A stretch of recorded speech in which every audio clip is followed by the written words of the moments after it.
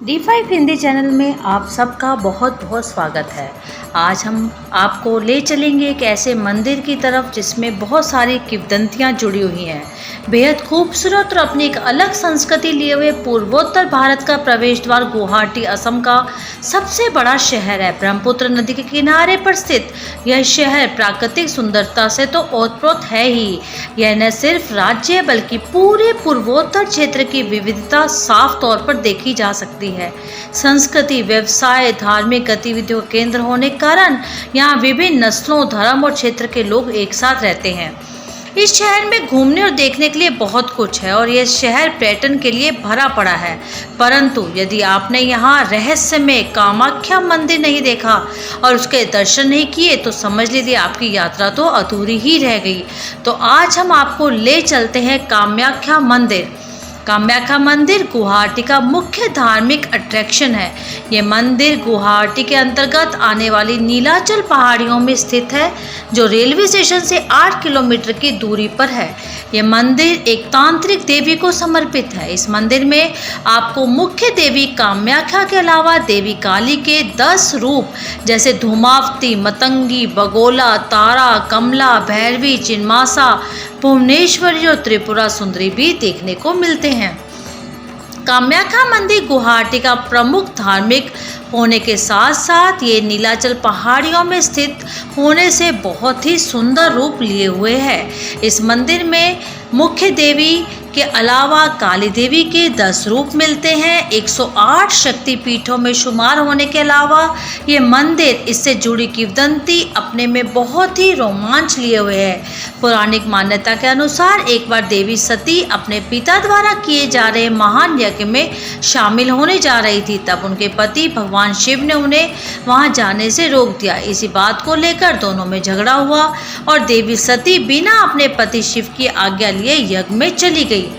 जब देवी सती उस यज्ञ में पहुंची तो वहां उनके पिता दक्ष प्रजापति भगवान शिव का घोर अपमान किया। अपने पिता के द्वारा पति के अपमान को देवी सती सहन ही नहीं कर पाई और यज्ञ के हवन कुंड में कूदकर उन्होंने अपनी जीवन लीला समाप्त कर दी। जब ये बात भगवान शिव को पता चली तो बहुत ज़्यादा क्रोधित हुए और उन्होंने दक्ष प्रजापति से प्रतिशोध लेने का निर्णय किया और उस स्थान पर पहुंचे जहाँ यज्ञ हुआ। उन्होंने अपने पत्नी के मृत शरीर को निकालकर अपने कंधे पर रखा और अपना विकराल रूप लेते हुए तांडव शुरू कर दिया। भगवान शिव के गुस्से को देखते हुए भगवान विष्णु ने अपना सुदर्शन चक्र छोड़ा, जिससे देवी के शरीर के कई टुकड़े हुए और कई स्थानों पर गिरे, जिन्हें शक्ति पीठों के नाम से जाना जाता है। बताया जाता है देवी सती की गर्भ और योनि यहाँ आकर गिरे, जिससे शक्ति पीठ का निर्माण हुआ। एक बार श्राप के चलते काम के देव कामदेव ने अपना पौरख रूप खो दिया, जिन्होंने देवी शक्ति के जन्नांगों और गर्भ से ही श्राप से मुक्ति मिली। तब से ही यहाँ कामाख्या देवी की मूर्ति को रखा गया और उनकी पूजा शुरू हुई। कुछ लोगों का मानना है कि ये वही स्थान है जहाँ देवी सती और भगवान शिव के बीच प्रेम हुआ। संस्कृत भाषा में तो प्रेम को काम कहा है, अतः इस मंदिर का नाम भी कामाख्या देवी रखा गया। कामाख्या देवी को बहते हुए खून की देवी भी कहा जाता है। यहाँ देवी के गर्भ और योनि को मंदिर के गर्भगृह में रखा गया, जिससे जून के महीने में रक्त का प्रवाह होता है। यहाँ के लोगों की मान्यता है कि इस दौरान देवी अपने मासिक चक्र में होती है और इस दौरान यहाँ स्थित ब्रह्मपुत्र नदी लाल हो जाती है। इस दौरान ये मंदिर 3 दिन तक बंद रहता है और इस लाल पानी को यहाँ आने वाले भक्तों में बांटा भी जाता है। इस स्थान की दिलचस्प बात यह है कि यहाँ इस बात का कोई पौराणिक और ऐतिहासिक प्रमाण नहीं है और देवी के रक्त से ही नदी बहती है, ऐसा कोई प्रमाण नहीं है। पर यहाँ रक्त के संबंध में कुछ लोगों का कहना है कि नदी में मंदिर के पुजारी सिंदूर डाल जाते हैं, जिससे यहाँ का पानी लाल प्रतीत होता है।